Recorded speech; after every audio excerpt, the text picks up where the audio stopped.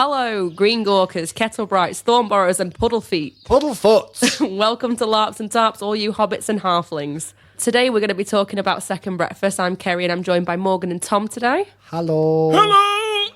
Yeah, Tom, so the idea for this event was that we were going to be ball gowning because it was... Just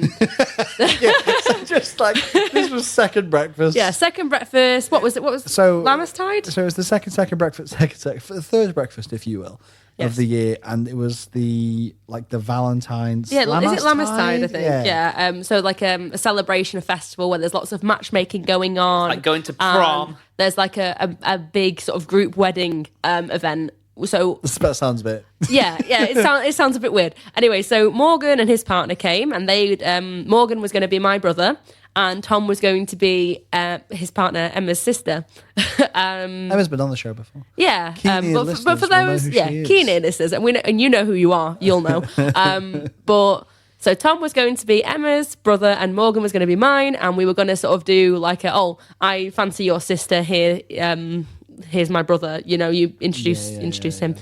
But that's not quite how it played out, because on the way down to LARP at the last minute, what did you decide, Tom? Tom realised that Tom could live out his fantasy and play an old hobbit man. He wanted to be like an octogenarian. I was a hobbit historian, and basically it turns out to the... it's basically like a meme. Flirting with my own girlfriend at LARP, no, hands out, don't want that.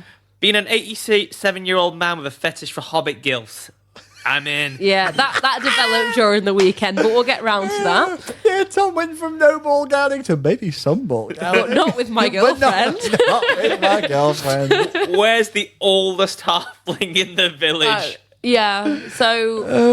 Okay, shall we go through our characters? Yeah. Yeah, okay. Do you want to go first, Bimble? So I played Bimble Puddlefoot. Puddlefeet. Bimble Puddlefoot was a... You mean Bimbo? Bimbo. It had several names. We'll get past the name at some point, guys, don't worry.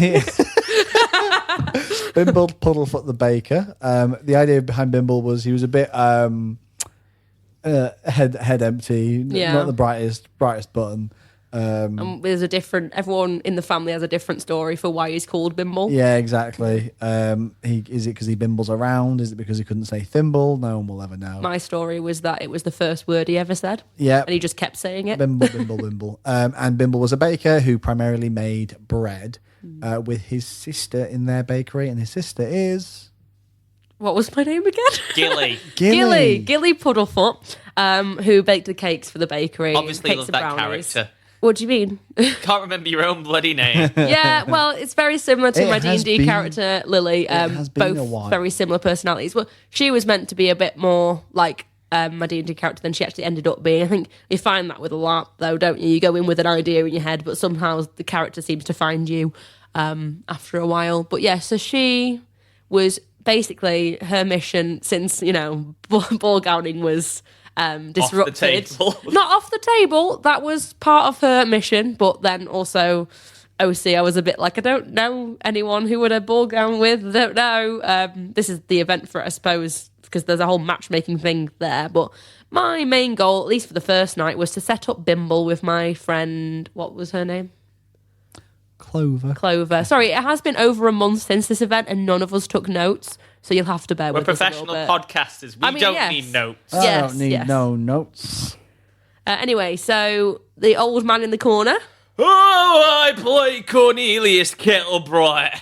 And this is why we sit Tom half a mile away from his microphone. 87-year-old hobbit historian. Basically, I wanted to play old man hobbit historian eccentric, and I think I had a whale of a time doing it. It's like, this is most likely going to be a one-off burn character. Let's do something I've not done before. So, listening to Dave and Ian's Sorry, but dressing like an old man and talking about history is all you do. True. But listening to the LARP noobs talk about the latest episode of Flying Lead Nightmare and about their mate, playing an old person, whilst a lot of fun, is fucking exhausting. Yeah, especially when you have to bend over a cane and stumble around all weekend. Yeah, I feel like I committed to the old man. And you weren't the only old man hobbit there. You had a rival. I had a rival old man. And I think that was one of the highlights of your event, wasn't it, Morgan? I think one of my favourite moments was we were outside of our... So the really good thing with Second Breakfast is it's a bit of a small LARP and they assign you like a building if you want to have a business out of. And we ran a bakery out of one of the little huts. And we were sat outside of our bakery. And I see... Cornelius Kettlebright is outside, and then we see 113-year-old Bombo. Where was Bombo from? I think he was a Thornborough. Bombo Thornborough starts hobbling down. I was like, hello, young man. And then you're like, oh, hello, young whippersnapper. It's like, oh, it's good to see a man so spry and young. As you both kind of hobbled towards each other with canes. It was so the old man off. Funny. They were both just kind of like, you're so young. You're the youngest man I've ever seen. No. My favourite moment with that particular old man hobbit was when he had like sat himself down in the corner of the little tavern building and he'd fallen asleep and everyone thought he was dead. Oh, we'll get to that. That was so funny. Yeah. Shall we try and bring some semblance of order to this? Yeah, so we get down. Again, like we say, we've been assigned like a little hut. Mm-hmm. Oh, we started setting up the bakery. I do love Johnny's safety briefing for Second Breakfast. Sorry, safety briefing. You can execute characters. Be careful with firearms. Having to go through the standard subset of rules. It's very funny. Yeah. If you eat too much, give the doctors some game. Oh, I should have done that. I need a doctor. I've got tummy Well, you trouble. did get an anvil dropped on you at one point. I did get an anvil dropped on me. Unfortunately, it was the food that saved you, though, at least.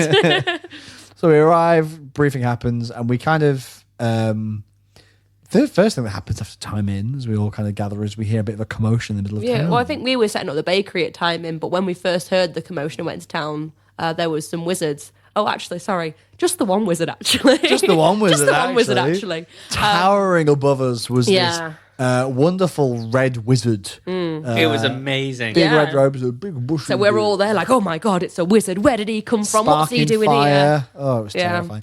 Because he just brought back an adventurer from the Green Ginger of the Green Gorka family, who are supposed to be this upstanding, well-to-do hobbit family, and yet full of adventures. Full of adventures. Full of adventures. Well, I think that's the most sort of slander you can put on a family at a second breakfast. Every time you're a full of adventurers, you. There was one Green Gorka go around who was very kind of like being snobby Green Gorka. I kept being like, "Is one of your lot of adventurers?" Like, we don't like to talk about her. I'm trying to marry her off.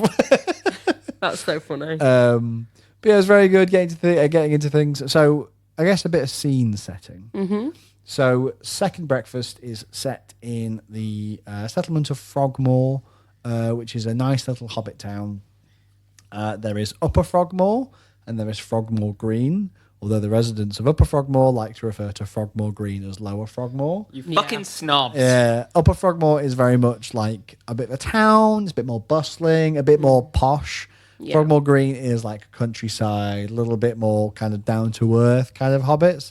So there's like a fun bit of like what's the word? Rivalry like off the bat from that, which is really funny. Which makes it, it gives you targets for your mischief tokens. Yeah, exactly. Oh yeah. And then the only mechanic of the game is mischief tokens. Yeah. Which is whenever you basically you do little bits of mischief. Yeah. The mechanic of the game is you do cheeky little nonsense to other people. So you can everyone's a cheeky little guy in this game. Exactly. You can steal stuff, you can graffiti things. For example, I dropped a stone. I dropped like a big stone and a token inside Tom's pocket as a bit of mischief, like hee hee hee, and then ran away. Yeah. You can assault people. You can technically assault people, and leave behind a token. So people had like chalk and were drawing on everything. Yeah, there was like signs pointing to Lower Frogmore saying Swampmore. Yeah, exactly. I saw Upper Frogmore got called Frogmore Brown. Oh yeah, which was very good. I graffitied your sign at one Oh, you point. motherfucker! Yeah, you graffitied our sign. But yeah, it was good. What did you change on? Because what was our business name? Puddle Oh, Goods. Puddle Goods Bakery. And you changed it to Puddle Shits. Puddle Shites. Yeah, shites. That was it. Didn't you change it back to Puddle Greats? Puddle Greats became our name. And yeah, so we started again. It was the thing. This game was so chill. Like the first night, because it was kind of like it was getting dark at timing, because timing's at 9. Yeah. So it was a lot of just busying around, Which is really weird. Like, just because obviously at Empire, usually we've got a few hours of light, and obviously, especially the summer months that we were in, the last couple of times we were at Empire, I was so used to it being really light for a long time, and then to just suddenly, all of a sudden, straight away, it's dark. You're at the Hobbit LARP, you're at Second Breakfast, and you don't even know where the mischief tokens are, much less can you see the colours that indicate each house. Yeah, exactly. There was a lot of nighttime mischief, though. Was there a lot of nighttime mischief? Us Kettlebrights went and stole all the benches from the bar stools from the Green Gorka bar. Oh, that's so funny. We had, I had my massive pipe. And Big old Hobbit pipe. And I also had, I bought a pork pie. it was a huge yeah. pork About pie. 4 or 5 inches across that neatly fit into my pocket. And I just kept pulling it out at different points and eating it. Everyone was like, what's that? I was like, it's my pocket pie. And then I'd be like, do you want some pocket pie? And everyone was like, Yes. yeah, that's a pocket pie. Everyone just eating from my pocket pie, just handing it around. Everyone's taking bites out eating of it. Morgan's meat. Very, in hindsight, very communal. There's lots Yeah. of mouth going around Yeah. that pie. Like, we're clearly not in lockdown times anymore. Exactly. But in any times of distress, I was pulling out my pocket pie and eating it very stressed. Like, Yeah. it brings me calm in times of stress. At one point, I think it was the Green Gorkas stole something from the Kettlebrights. So me and 2 other Kettlebrights went to the Green Gorkas bar with an anvil on our shoulders and just lobbed it at them. And who did it land on? No, that wasn't me, was it? No, it wasn't you. that No? wasn't me, Oh, no. so the anvil was being thrown around. Yeah, the anvil was yeeted at people all night. Because there was this like foam anvil knocking about. It's funny because obviously you have to pretend like it's really heavy, but then you've got children there who don't. We were just running around and You're rolling like, it. oh my god, And this child! We're like, oh, these quarterlings are very strong, aren't they? What we've been feeding them. Very funny. Pocket pie. They live on pocket It's pie. the power of the pocket pie. But some of the lines I got to say to you and Emma, it's like, Oh yeah. Oh, so yeah. you be leaving my niece alone. Don't you be getting your hands on her cream cakes, younger. And this is why I was Bimble. trying to do mischief against you because I was like, you leave my bimble alone. That was a bit, wasn't it? So we said before, so Emma had brought some honey cakes and we were selling them at our bakery. Yeah. And our bit was like, the only time I ever gave compliments to Clover was when I was talking about her honey cakes all the time. So I'm like, Clover, Bimble really likes you. Come and date. He's just no, he just wants my honey cake recipe. And I'm just like, no, he really likes you. I'm Bimble, say something other than her honey cakes. Every time we had a conversation, I was like, oh, honey cakes are really good. It's like, yeah, but what else do you like? No, Pimple, I don't want you frosting my niece's buns. It was it's like, considering it's like homely and Second Breakfast, very lewd. Oh, yeah. Yeah, very quickly. Very It was raunchy. very Terry Pratchett type of lewd. It was very funny. Yeah, I think, again, we've kind of said this a couple of times, but something very funny was I was in the tavern in Frogmore Green. And at this point, the Green Gorkas had like taken over the pub. Like it had become A Green Gorkas had invaded Lower Frogmore. Sorry, Frogmore Green.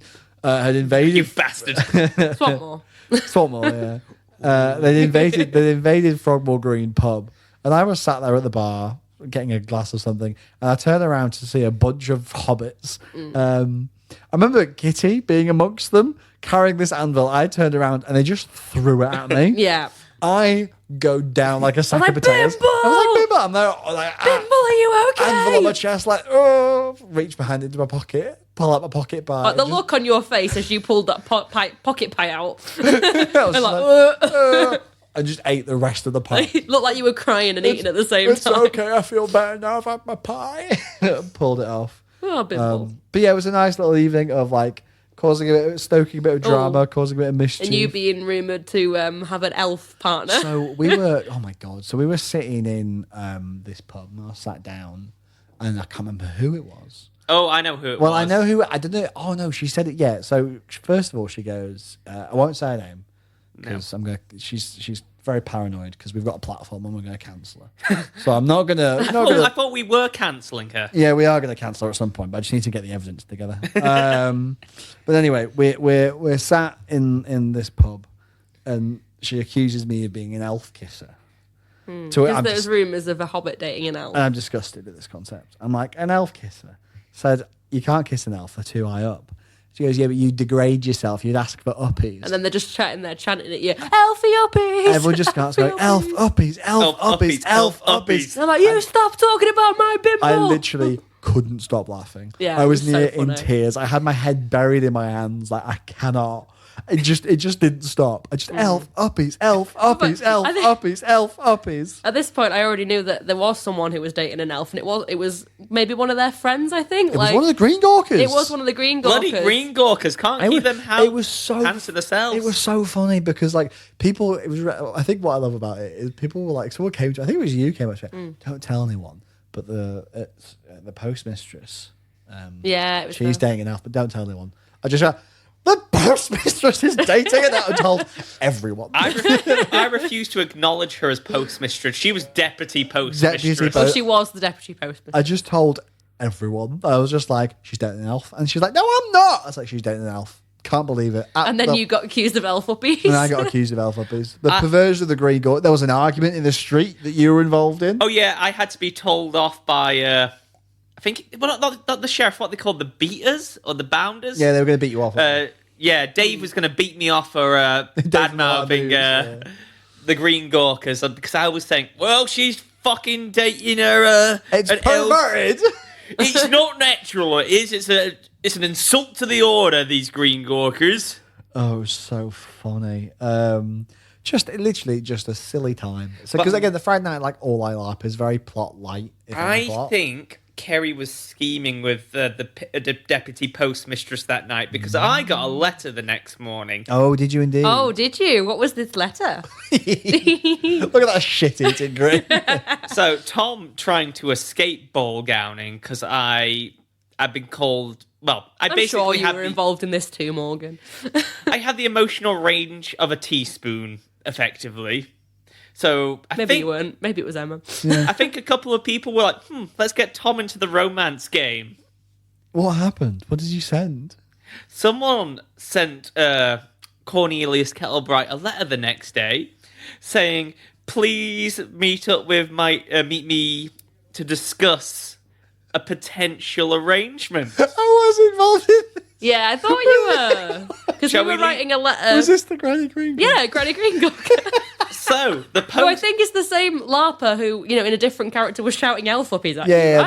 the one I'm going to cancel, yeah. So the deputy postmistress, granddaughter to Granny Green Gorker, wanted me to spy on Granny Green Gorker and get hold of secrets. Granny Green Gorker is apparently a very sorted character with a checkered past.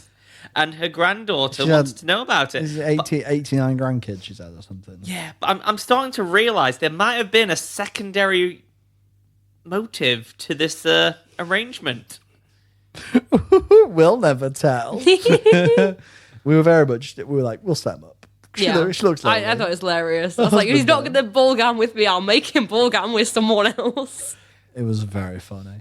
I'll let the listeners know later in the day how that goes. So, I guess after a night of tomfoolery and japes and being silly little hobbits running around, I think the first thing was beating the bounds, wasn't it? Yeah, we went to do some early morning beating. It was fantastic because we all got into the centre of town. Oh, no, first I got invited for Kettlebright soup. Oh, yeah, they had the soup both mornings. Oh, yeah, no, I've missed a bunch of stuff because, we wake up and... the town's slowly starting to come to life. Notice boards are being put up. There's a notice board full of so-and-so seeks someone for mushroom hunting. I'm looking for a young hobbit who wants to do this. Lots of kind of people trying to find dates, people trying to find... Oh, Kitty did a phenomenal job on the board. Yeah, it was excellent.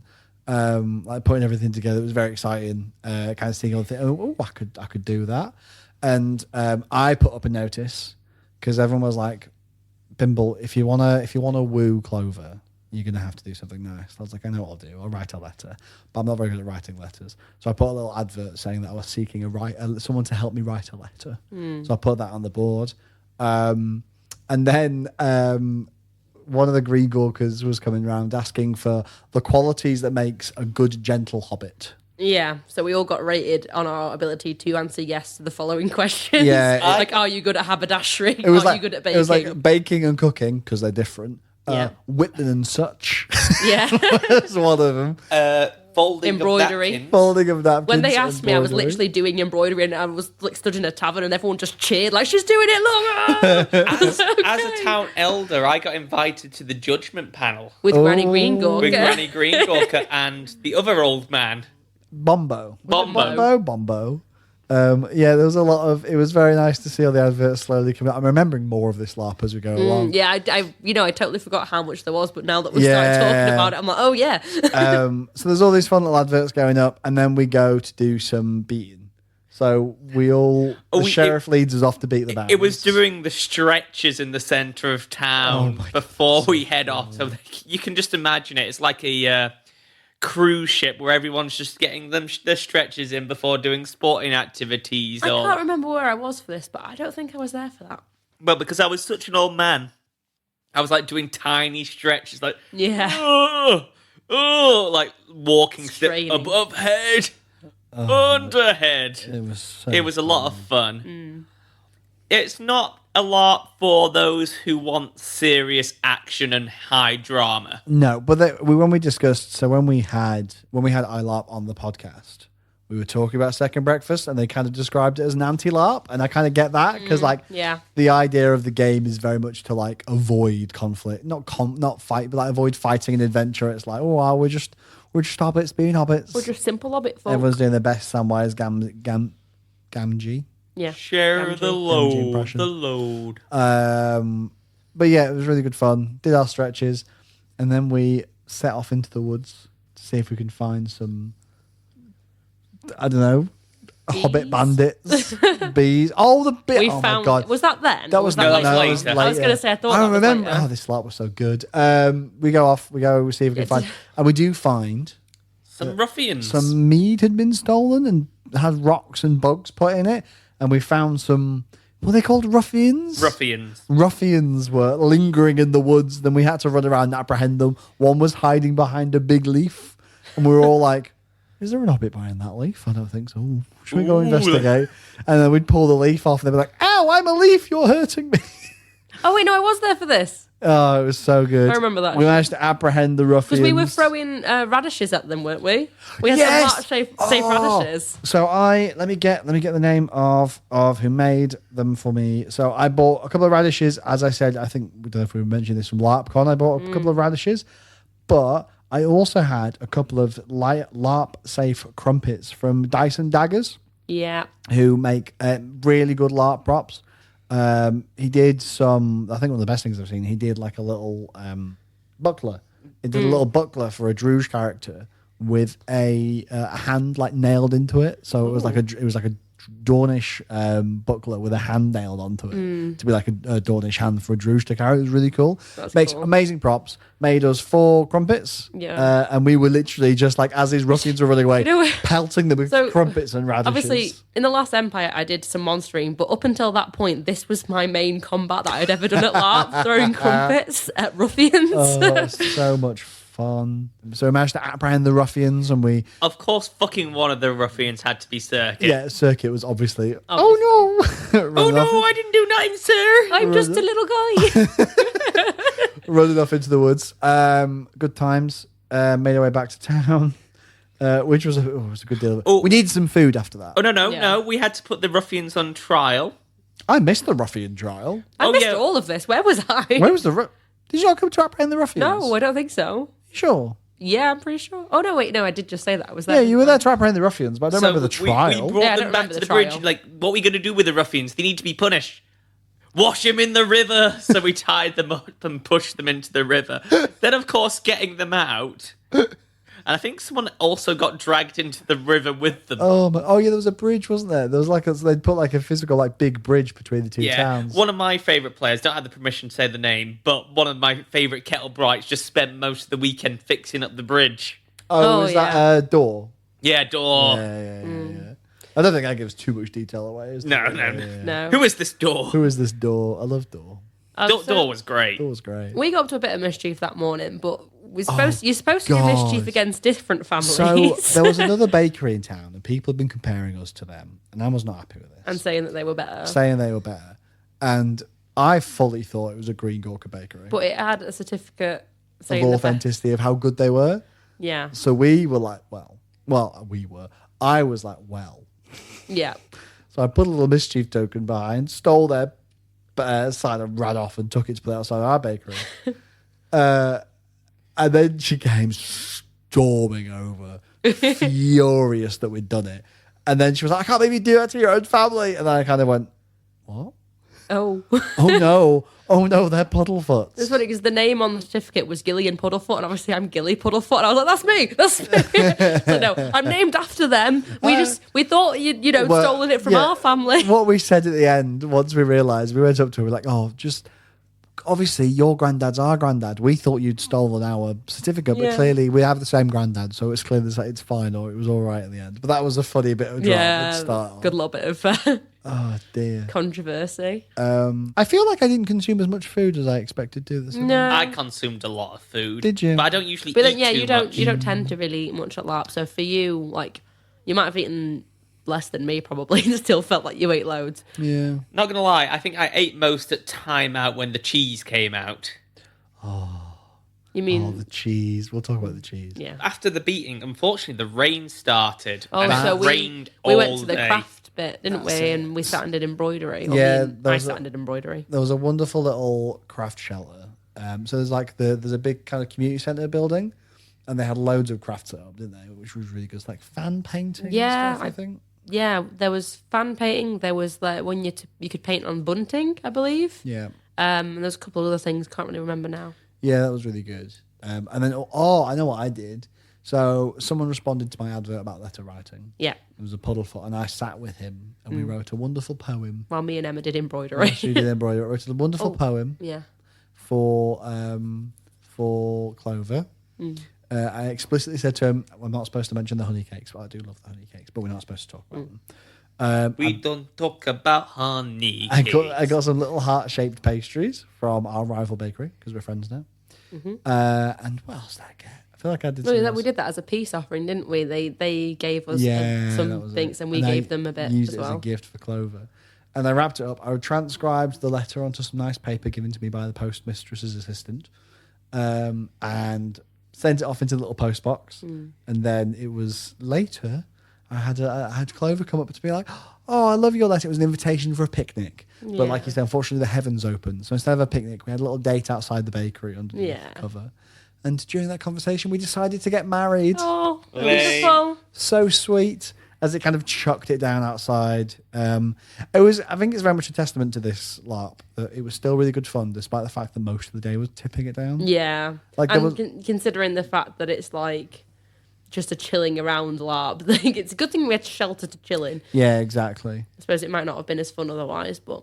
Yeah, we kind of sheltered around. I think a big portion of the middle of the day was kind of like, just coping with the weather. Yeah, I think I'd done embroidery and I was writing Puddlefoot, and then me and Emma would be doing the fan painting, and I'd accidentally spilled a bit of the blue paint onto the fabric, but it looked like a little puddle, so I just sort of did a bit more and painted on it and made my little patch. Oh, yeah, that was really cute. I really liked that.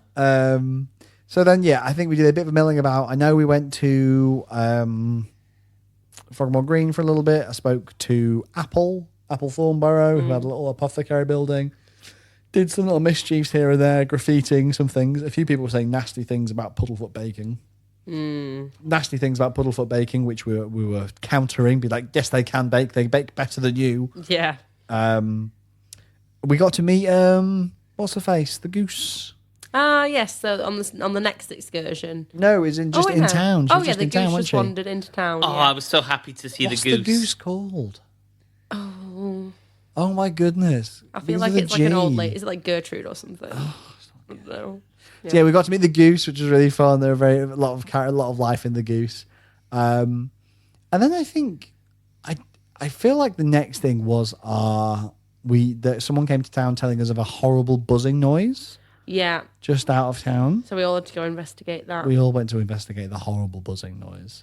I think because again it was Kitty came in. It's like there's a horrible noise, and we don't know what it is. It's like there's someone like shouting because someone was saying something about there's like shouting and buzzing and I think it might have been honking and I misheard. We were very scared of the monster in the woods, and me being an eccentric historian who may not be the most respectable hobbit, had been harbouring an artifact he dug up on the outskirts of Frogmore.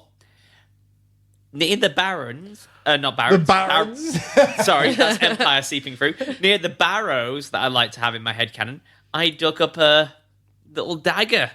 Yeah, you had a dagger, which was the side, like it was like a short sword. Kind of Yeah. It was my LARP short sword. And just like having that dragging behind me because I struggled to lift it, walking stick in one hand, sword in the other, and carrying that into the middle of the woods. Loads of people going, what you got that for? Oh, careful, the old man's packing. He's gone cracked. And Dave's like, what do you need that for, old man? I'm watching you. It was so funny. It was like, it's an artifact. I dug it up. So we made our way to the horrible buzzing noise, so it was. And as we're kind of going through, we see a couple of things. So we make our way through and we can hear the horrible buzzing noise. And as we come through, what do we see but bees? Bees everywhere. Chasing after a goose, a gander, no less. Yes. That was in the centre of this little clearing, wrapped up with bees. The bees had all kind of were buzzing around it, and there was also bees running around. So all these little hobbits were running around. Yeah, we're all calling for, who's a beekeeper? Get the beekeepers over here. As they the bees like who came was after it? us. Hugo? Or am I getting the name completely wrong? Because I got the name wrong. Right, he's a beekeeper, and there was Hobson, but I kept calling him Hugo. That's right. That's so right. funny. Yeah, because he was Very obsessed with bees. He was courting the postmistress assistant or whatever. He was courting her sister. Yeah. And also the sister was also courting a dwarf. But I don't know if the dwarf had come to town yet at this point. But yeah, there's a whole love triangle going on there. The dwarf was courting her. I don't think she was courting her. Yeah, to be fair, I think when I was doing my embroidery, I overheard that little date, and she was a bit like, yes, well, yeah, like, usually hobbits marry other hobbits, you see. Like, you've got a big, but maybe, weird yeah, old beard. maybe. She's like not saying no, but also like, bye. But yeah, that was fun. It was very good. So we got our second breakfast on. Oh no, people were like just throwing bees at other people, and me just trying to fight a swarm of bees with a sword. Yeah, that was hilarious. People like getting bees chucked on them and freaking out. Yeah, like the crew were just like popping them on your shoulder. You'd be like, oh no, and just going buzz. Yeah, the quarterlings were running around trying to help. Collecting all the bees. And basically every time you said the word bee, this gander would panic and start running around. Honking. And we managed to chase the bees away, get the bees off the gander, and we started leading back down. Well, we fought Gertrude. Gertrude. Did you say Gertrude? Alex, fact check. I don't know. Maybe you said a name. It might have been Gertrude. It was, if not Gertrude, then it was similar to Gertrude. Yeah, I think you said Gertrude, but it just didn't sound right. You just said no. It just didn't sound right, but now it feels like it does sound right. So geese. There's a big old. Geese. We were thinking, well, maybe the geese. Well, it is the Lammerstein. Maybe the mayor's geese were like a little date. Yeah. So we led the gander back to town. It was on the walk back as well. Everyone was like, "Don't say bees," and then someone, "Yeah, don't say bees." But honk, honk, honk. honk. I was like, "No, don't." But it was like everyone be calm. Honk, honk, honk. Stop saying bees. Honk. It was wonderful. Yeah. So the goose and the gander. It was very sweet. Yeah. Oh, it wasn't Gertrude. You did say Gertrude. Yeah. That's why I thought it was Gertrude, because it sounded familiar. Yeah. It wasn't Gertrude. It was Hildegard. Hildegard. Yeah, no, that's definitely right. And we also decided to name the gander, we think, I've just got this fact checked by our official EYELarp fact checkers, we think Gilbert. Gilbert. So we had Gilbert the gander and Hildegard the Gilbert. goose. And I believe what we had to do was we got Hildegard and we put her behind a big screen. No, we got Gilbert and put him behind a big door. Yeah. I missed this bit. I haven't seen this bit. We needed to introduce them to each other slowly. Mm-hmm. And then somebody led Hildegard in, and she was kind of looking around, trying to know what was going on. And then we got her to the door, and she was kind of stood there. And then we slowly lowered the gate, and they looked at each other. And they were twisted heads and kind of looking at each other. And then they had a big snuggle. And it was very cute. And we were like, yay, they love each other. Wow, chicka, wow, And someone wow. said that the geese were going to get married, and then this little quarterling was going around going, it's a beautiful goose wedding. Everyone just started chanting, goose wedding, goose wedding, goose No wedding. wonder Johnny just stays in the kitchen for most of this one. Yeah. It was such a silly little fun time. It was amazing. Oh, I went to the speed dating that was in the centre of town. Yes, of course. And that was absolute chaos. But actually, no, sorry, we're going in the complete wrong order. We had some more visitors to town. We did. The dwarves. The dwarves Yeah. came into town.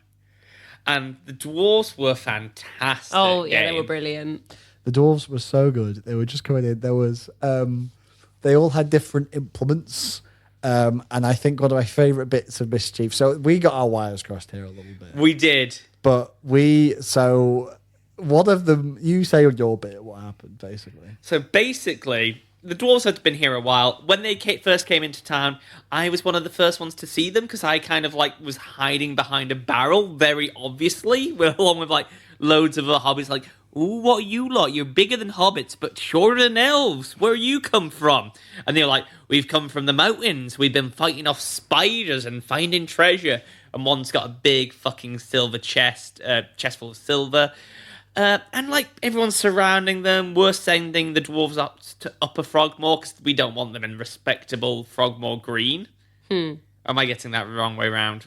Yeah, no, That's our side. Cool. Yeah. Yeah, we don't want them in Frogmore Green, so we send them up to your way. But whilst they're up your way, I've been noticing this has been happening a lot. The shovel kept getting stolen. Okay. And at one point, I steal the shovel and put it at your bakery, leaving a mischief token. Yeah. But I tell you I've left it there just for a heads up so the person doesn't lose the shovel, which you take as go and hide the shovel elsewhere. Yeah, I thought you had told me in character that the shovel was there. And I was like, thanks for the heads up, Cornelius. I'm going to go do some mischief. Yeah.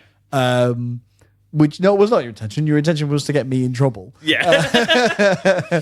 Bimble's good at getting himself in trouble. But basically, I ran over to our... It's like the idea that Bimble found it before, like, obviously, because if you told him OC, it's like Bimble just walks up to the bacon and goes, hey, grabs it and runs off. That's kind of what's happened. Grabbed the shovel and sprinted to Frogmore Grey, like so quickly, over the bridge, ran straight over. I got to the bar and I just yeeted it. Just absolutely yeeted it behind the bar. Sprinted back. On your way back, we crossed the path. Like, what have you done? Yeah. Sprinted back to Upper Frogmore. Went up to the dwarf who had the shovel. Got my token. Got a mischief token. Handed it to him and said, "I hear that Frogmore Green stole your shovel and hid it behind the bar." And he goes, takes the token off me, looks up, and goes, and starts like marching off back towards. What's it called? To Frogmore Green. Frogmore Green to kick off at him. But because I'd seen you then running back in mischief, I limp as fast as I can to Like you do in Hugo character. toward No, him. Hobson. It's the joke. It's always going to be Hugo now. Hugo to tell him that the shovel has been hidden in his bar. He needs to get rid of it. So he then runs across to the Thornboroughs to hide the shovel. Oh, so funny. I can't remember why. And I can't remember what circumstances led up to it. I arm wrestled a dwarf. I threw something at the dwarf. I threw a crumpet at a dwarf, and I can't remember why I threw a crumpet at the dwarf. But the dwarf was like, right, come here. And then we had an arm wrestle, which somehow Bimble won. Which was really funny. Years of masturbation and loneliness. Fucking hell.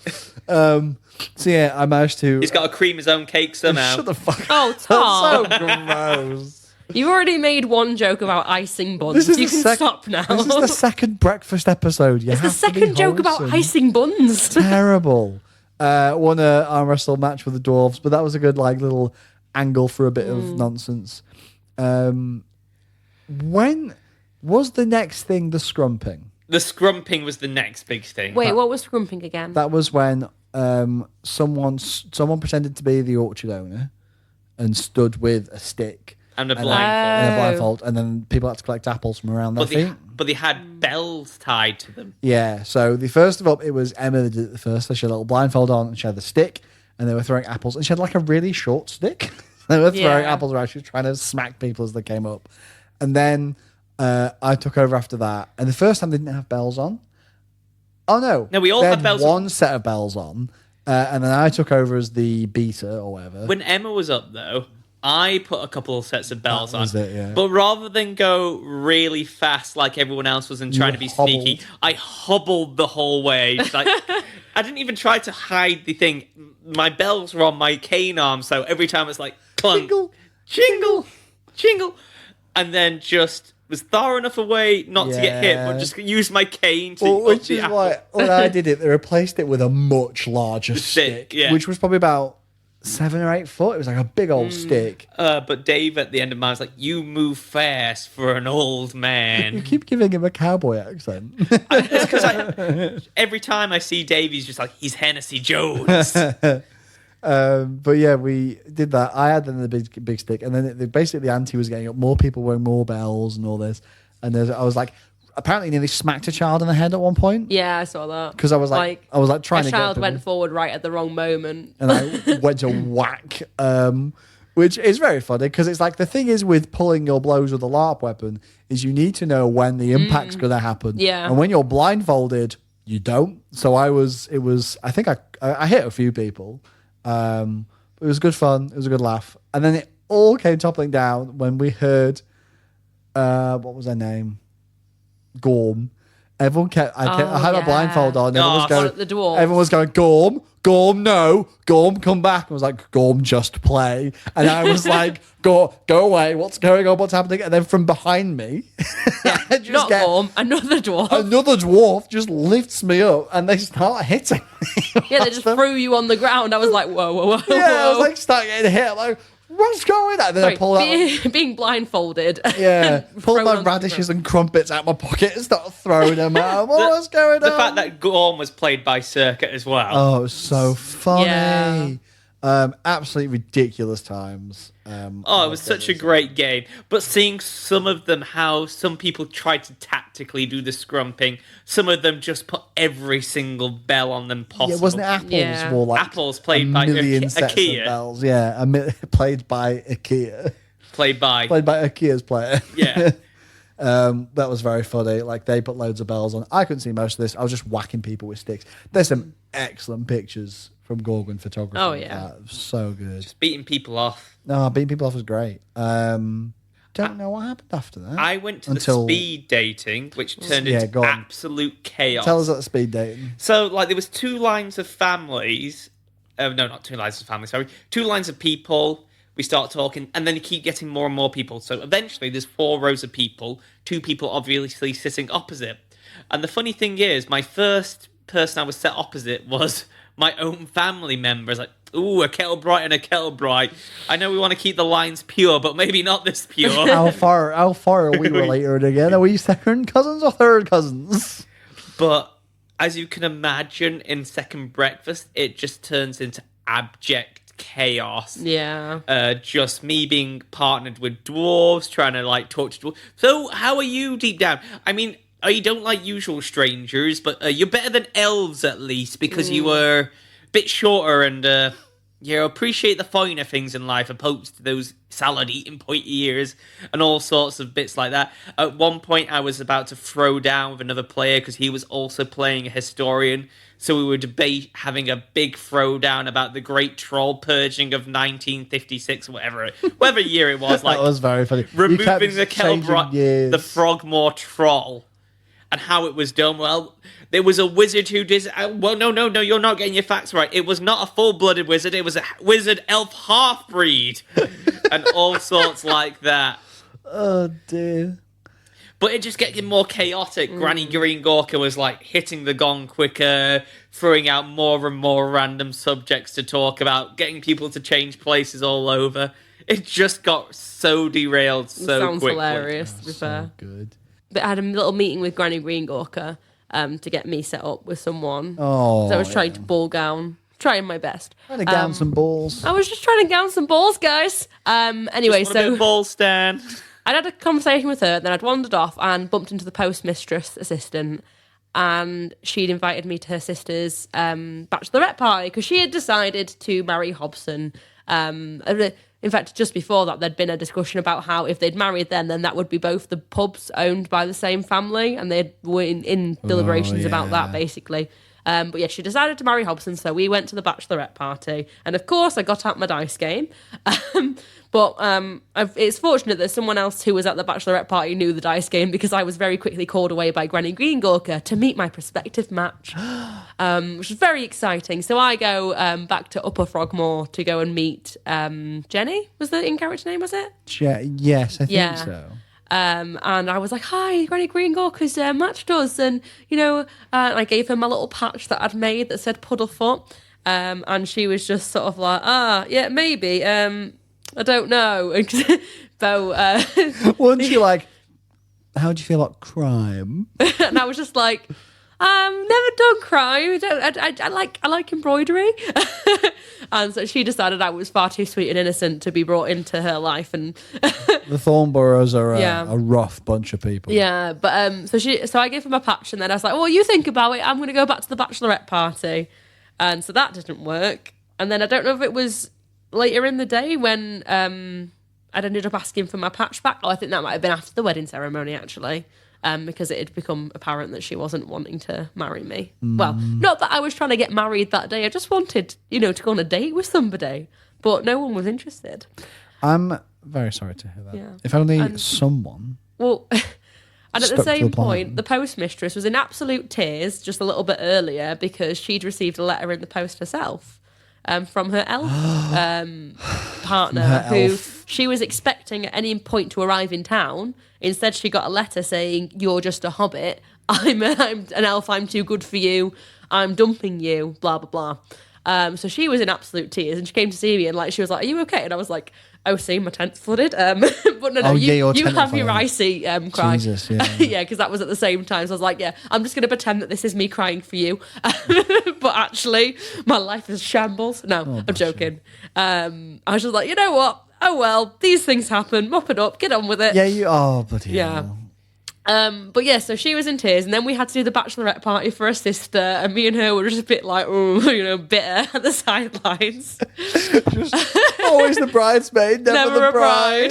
Literally. And then the bachelorette party was literally the 15 minutes on the run up to the wedding, so we can get on to that now if you want. Yeah, it was good. Because somebody got married. Oh, beforehand, I did get my interview with Granny Greengorker. Yeah. Of course. Well, beforehand, I tried to write a love letter to them, but as in the guise of a really old man who was interested in history. I was like, your paper is as white and as thin as the parchment I would like to write my notes on.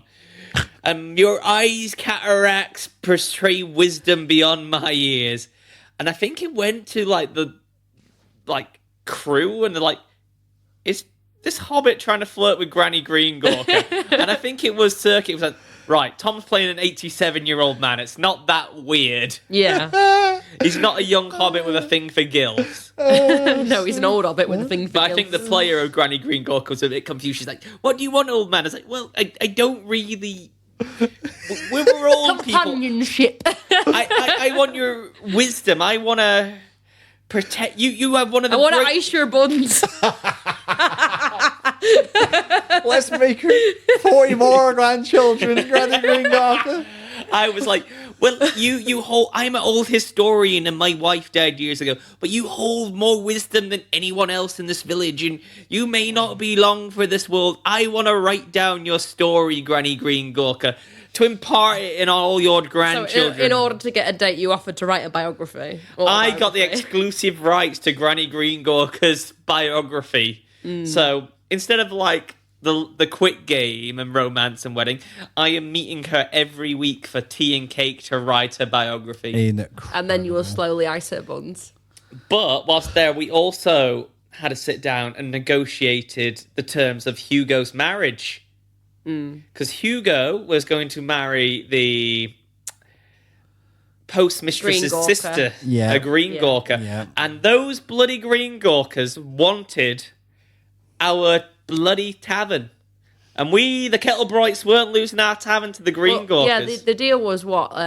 They'll either live in Upper Frogmore and then the Lower Frogmore families will own both of the taverns. No, it was like, if they move to Upper Frogmore and they take the name Kettlebright, then they get the pub. But if it vice versa, we don't get anything. It's like, right, we're willing to sacrifice Hobson, Hugo, and we get to keep our pub, right? Yeah. But I think Emma told me, I think one of the funniest bits was when Hobson goes, I'm taking the family spoon, and Dora's face just went, like, jaw drop, like, it's the family spoon. It's like, I bring it back every morning for family soup, and he was like, but it's the family spoon. You can't take the family spoon. So we managed to negotiate, rather than the Green Gawkers getting our whole pub, Hugo will take the name Green Gawker. They get 25% of our tavern, but will pay for repairs. We keep the name, but they get some of the profits. Brilliant. I get a brisket cooked every week for me, Cornelius Kettlebright. Specifically you. What else did we get? You share it with Granny Green Gawker. There will be no more pranks or severe pranks between the Green Gawkers and the Kettlebrights. Peace will be had. Temporarily, yeah. No one will shout at Dor for his shoddy craftsmanship anymore. And that type of negotiation. We got quite a good deal out of it. It was very funny. It was just the moments like, right, you can either keep Hobson or you can keep the tavern. Family gets round. We'll keep the tavern. Yeah. No question about it. Oh, Christ. But I think we're running out of time, so shall we get to the kind of wedding? We've got loads to cover. have... We've got loads to cover. Oh, true. So the wedding was wonderful. So part of the event involved a big feast. So we all gathered in the community centre and we queued up for a wonderful dinner prepared by, I believe, Johnny. Me and Dor, I think we went a bit hard on the anvil, and the Kettlebrights became anvil cultists. Yeah, somehow you dragged an anvil into the wedding. Yeah, we had 4 Kettlebrights had this anvil on their shoulders. She just gave it, the quarterlings could carry it with one hand. She was giving it to them. Yeah. What was the food was really nice. It was really nice to have a feast. I think during the feast, you were trying to set me up with Dor because I was crying about how Jenny had not taken to my advances, and then turns out Dor was already married. Yeah, so married. Another heartbreak. Terrible. But then after that, after the feast, which was really good, we had a lovely time. Then we queued up outside and got all the couples ready to come in for the wedding, which included the goose and the gander. Mm-hmm. So we all queued outside, and then we did like a little walk down the aisle, down the middle. Had a wonderful wedding. Everyone had like exchanged a few vows, which was really nice. We brought the wedding because the Kettlebrights, specifically Hugo and the postmistress's sister, we made them swear their oaths on the anvil. So whilst they're swearing the oaths, me and Dora are like straightening to hold this anvil upright, whilst they're like saying the anvil, the oaths on top of it. Dear. Yeah, I married into the Kettlebrights. So I'm now officially a Kettlebright as well. So you've left me on my own. I've got nobody loves me, and my brother's got to be a Kettlebright. What we'll do next time is, if you do come again, just marry an NPC Kettlebright and just come to the Kettlebrights. Yeah, maybe. Though, yeah. But yeah, we had a good time. Wedding was lovely. Exchanged a few vows. Had a lovely dessert, which was like a big chocolate fondue thing. I got changed out of my dressing gown and into an actual like red velvet jacket, so I looked a bit more the part. I remember, as the wedding parade came out, me and Dor led the way with the anvil and got pelted in the face with like grain from like the seeds being thrown up in the air. So I officially got my patch back from Jenny because she was stood next to me throwing confetti, and I was like, can I have my patch back if you don't want to marry me? I worked really hard on that.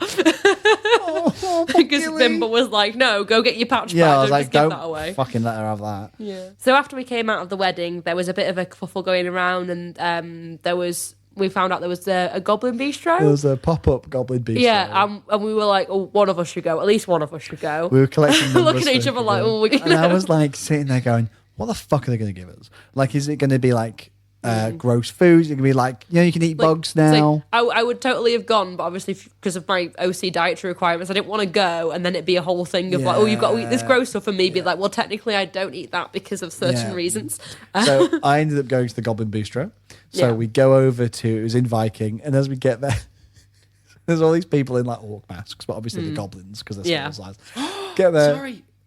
Quickly, we've got a goblin got married at the halfling wedding. Oh no, we forgot about the goblin. Too late. Go past it. It was great. The But goblin, what about the tax joke? No, basically, the goblin married and one of our innocent hobbits, just the tax relief. There was during the speed dating, a goblin came in to speed hit one of the Green Gorkers, and it was one of the funniest things I've ever seen. Yeah. Because this goblin was absolutely excellent and just kept being like, so if I marry you, do I have to pay taxes still? And they're like, do I get the tax benefits? Yeah. Really? Okay. And then they ended up getting married. It was so funny. He was sat outside the speed dating, like just looking at this Green Gorka with love in his eyes, just kind of wanting to. It was very funny. My favourite bit was after the wedding when she said, do I get the tax benefits now? And someone said yes, so she just went, yee and ran off. It was so funny. So yes, we're going to this Goblin Bistro, and I see there's a goblin in chef whites with a cigarette outside of the bar. It's like, oh hello, I've just done my goblin smoke break. Please go inside. Go inside. Goblin smoke break specifically. So we go around, and we go into one of these huts in the Viking area. And we go in, and there's like a table set up with like a long table, like with the spread and stuff set out. And they're going around with these like bottles, like, would you like any goblin piss? It's like, would you want red or white? And it's like, what's the difference? Like, red's got blood in it.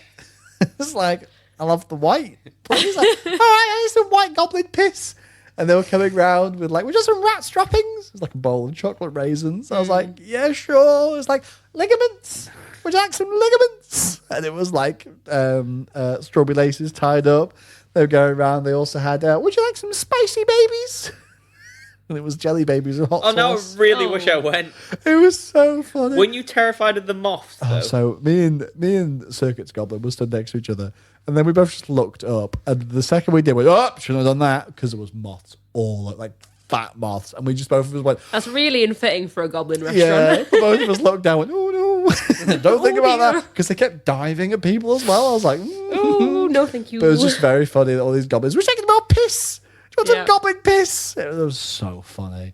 Absolutely hilarious. 10 out of 10. Loved the Goblin Bistro. It sounds amazing. Had some ligaments and some rat you came back and we were all like, what happened? What happened? What was it like? Can't believe I just drank goblin piss. Yeah. But then some point later, it is revealed to us that we have found where this horrible, this mean elf that ditched said, I can't date you, you're just a hobbit. Yeah, how rude. So we're like, right, do you know what we're going to do? We're going to do some mischief. Yeah. We're going to throw shit at their house. A big barrel of rotten food, and we walked down. And as we were walking down, I was talking to the postmistress assistant, and I decided at this point, I was like, hang on, why don't I, she's heartbroken, I'm heartbroken, why don't I try my luck here? So I'm talking to her, chatting about, we could hang out, and she tells me that, she's like, can you keep a secret? And I'm like, yeah, tell me what's going to happen. And she tells me about, she's planning on going on an adventure the next day, and she needs to borrow bloody Green Gorkers. And I basically said I'd come with her. I said, you know what, there's nothing for me here. My brother's leaving. Everyone I've tried to date has just said no. I think I need to go for an adventure too. And I agreed with her. I was like, don't tell my brother, but I want to come on this adventure with you as well. While we're walking Green Gorka corrupting my sister. While we're walking down to ambush this elf, this rude elf who broke the heart of the postmistress assistant. Bear in mind, this is pitch black, deep in forest and pouring with rain. Yeah, there's a little cabin just outside of town. Look at this cabin. And then we just unleash hell. We're all just shouting, throwing LARP safe food. The door bursts open, and there's the fucking dwarfiest dwarf you've ever seen. Axe in hand. What the fuck are you doing? In his underwear? No. No, this dwarf was not in their underwear. Oh, okay, sorry, my What's mistake. going on out here? Followed by another dwarf in just a loincloth. Just like, what are you doing? And we're like, we thought you were an elf. Keep throwing stuff. What are you doing? Can't innocent dwarves go on a romantic holiday in a timeshare? One of them grabbed someone at some point. We were like pelting food. I was like, no. So it was the elf timeshare. We just attacked 2 wonderful dwarves having a romantic trip away. We were the bad guys in that situation. Oh, it was so funny. I literally did not see that plot twist coming, and it was the highlight of my whole weekend. Especially when the guy came out just in a loincloth. I was literally sat there like, how is an elf going to come out of here? He's going to be yeah, I was thinking that. Door opens, naked dwarf. Yeah, I'm like, wasn't expecting that. The last thing I thought would happen. So good. It was brilliant. Absolutely hysterical. Big fan. Big favourite moment. I think that was it for the night, except basically, the cheese. yeah. Yeah, the rest of the night was chilling. Yeah, there was a cheese board in the Upper Frogmore Tavern, and I plopped myself right next to that cheese board. I was like, this is mine. Good. I went to join Dave for some famous Jim Bongos. I couldn't resist the temptation. We sat with Dave, didn't we, the night before on the Friday night? Yeah. And you sat on the Saturday. Not getting mentioned. Sorry? I won't mention Dave a lot in this episode. Dave. Good old Dave. Good old Dave. It's funny if no one knows who Dave is. Just don't tell them. Other podcasts are available. No, they're not. No. Dave for Emperor. Dave the Brick, right? Yeah, it was Dave the Brick. Dave the Brick was there. Yeah, Dave from Lap Noobs. Yeah. Love Lap Noobs. Yeah, we know the Lap Noobs. Yeah, we know. Yeah. We're cool kids. No, it was good stuff. Nice old cheese board. Bit of a chill night. I think I drank quite a bit, but I can't really remember. Yeah, Kerry went back to the water bed because we were just like, the puddle's gone under the bed. Let's just leave it there. Yeah, when I say our tent had flooded, I mean literally there was a solid layer of water, and like the only things dry were basically anything that was on top of the bed. Like even my backpacks, the water had soaked up so much that all my clothes were wet. But that's OC drama. No one cares about that. Yeah, no, that was absolutely. Don't let that put you off lap, guys. I felt so bad for you. Oh, it was fine. We got it dry eventually. We need to make sure that doesn't happen again though, because it's now happened twice in a row, and I'm not doing it again. Yeah. Oh, the coffee disaster. Yeah, well that was E4. E3 even. Question though. How much more exhausting did you guys find second breakfast because you're just eating and relaxing rather than just constant adrenaline of Empire? I think the trench tent was the thing that made me a bit more exhausted. So next day, last day, dried up. I get Cornelius's sword. Yeah, get myself ready for an adventure. Gorgeous weather. We all go down for a wonderful picnic. Yeah. Oh no, there's the frog ball. Yeah, before the picnic we play frog ball, which is where a few people sit in a row with planks of wood, then people behind them stand with nets, and then people at the front throw fruit at the people with the boards who have to smack the food into the nets behind. So that was a good bit of silly Hobbit fun. Again, with all the Hobbit games, it was more about just being silly and having messing fun. around. I kind of just sat down on the chair and pretended to sleep as an old man. I think you got a good picture of that. It was literally it had such the vibes of big family picnic. Yeah. Kind of, and then we all grabbed our picnic baskets. For all of those of you with generational trauma, you want to heal your hearts, come to second breakfast. We all ambled down with our picnic baskets, and we had laid picnic blankets out. We had a picnic together. Everyone was sharing their food. I was sharing out cheese. I lost 3 cheese knives because I don't know where they went. Yeah, that happens, I suppose. Yeah. I got a spoiler alert from crew about an event that was happen later. Yeah. We were all chilling out. There was people dancing. I was smoking my pipe next to a tree. Pipe smoking, eating I ran food. and got my vegan cake because I found out there was other vegans there, and I was like, "Come on, I brought cake so that you can have some too." Because I'm a passenger princess, I was drinking some beer on the Sunday. Yeah, the vibes were spot on, immaculate. Oh, it was lovely. So nice. Dave's Hobbit wife had made a giant cake, and Dave's Hobbit wife being the Hobbit that we stole the sign from. Oh, the gobbler. Was gobbler, it? Yeah, the cob gobbler. Yeah. And it's like, I'm too full for cake. And then it's like offering around, no one's coming because I think everyone's that full. It's like, you know what, I'm going to go for some cake. Yeah. And I was like, I came when it was first sliced, but it took me so long to get around. Yeah. They're just saying that. And then we all slowly start to amble back to town. Yeah, and I'm brimming with excitement. Pants I know what's going to happen. Pants are on the verge of exploding. We're all gathering. Oh, no, because of Kerry, get your mind out of the gutter. Excuse me. Sorry, what have you Tom. Green Walker been up to now, Cornelius? No. What happens when the non-existent bumps against the decrepit? fucking moving swiftly on. Yeah. So we're gathering in Frogmore Green, and what do we see? Emerging from the woods, but an ethereal being with long robes and flowing blonde hair. Emerging is an elf towering above us, and I don't know if in that moment Gilly went, "Fuck." No, see, actually, no, it's fair. Yeah, OC, I already knew what was happening. Yeah. I suppose I didn't, but yeah. No, Gilly was happy to see her friend was happy, and I don't think she clocked straight away that this was the third heartbreak of the weekend. Everyone else, most of them seemed happy. I was like, it's disgusting. It's outrage. So it turns out this was the elf. The letter had been mischief. It wasn't true. The elf still loved. And as everyone was being really lovey-dovey, some of us, I just kept being like, it's perverted. Abomination. The beautiful thing was the character who was playing the postmistress, she didn't know this was going to happen. Idea. And I think apparently the reason it would have been dwarves the night before was because there'd been some issue with there was no one to who could walk on the stilts. Who didn't have a beard. So it was a last minute change. Yeah. Great last minute change. But no, she was literally crying tears of joy, and I was there like, I'm happy for you, but I'm sad for me, but I can't say anything because you didn't know how much I'd put my hopes on you anyway. And so Gilly was heartbroken. Gilly has a heartbroken yet again. So my OC boyfriend won't be all gone with me anyway. And then when I actually made IC attempts, three heartbreaks within the space of 24 hours. Three. So it was. There was Jenny didn't want to marry me because I was too sweet. Yeah. Dor was already married. That was it. And then the postmistress was, in love with an elf, and I thought her heart was broken, and she would understand. Can I just say, a green Gorka got elf uppies? Green Gorka did get elf uppies. I ran around to one of the green Gorkas. I went, you shouldn't be celebrating this. You said I had elf uppies. Literally, did people pick her up? No, she had a stool. Oh no, yeah, no. I was going to say I can't remember how she got elf uppies, but I remember. But that was the end of a wonderful. Oh yeah. Halfling weekend. Not gonna So lie, chilled. I'd really like to crew next time. The crewing roles the crewing so looks like a lot of fun. Absolute blast.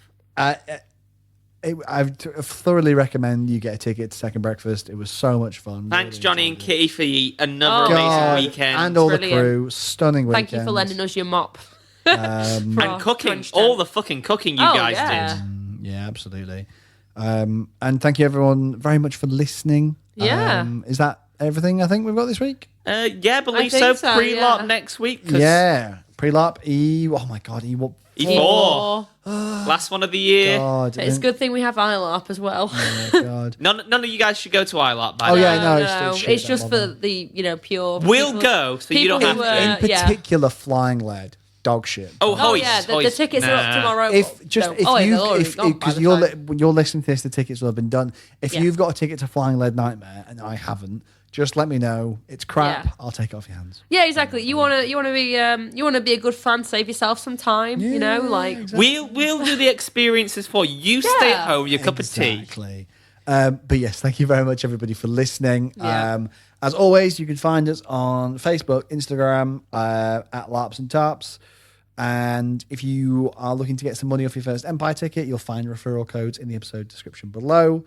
You can also support us if you look for us on Patreon. We are now on Patreon as Fabletop, not as LARPs and Tarps, because we now have 2 podcasts under our production company Look now. at us. It's like we don't have enough time in our lives. God, I know. So you can now listen to LARPs and Tarps, and also on the Fabletop YouTube channel and on a separate podcast feed, you can find Fabletop Tales, which is our new actual play D&D podcast. Please go give it a listen. Absolute labour of love. Really enjoyed doing it, so please do listen. Carry on being cheeky guys. Yeah, I think that's everything. Thank you very much, everyone, and we will see you next week. Bye. Bye.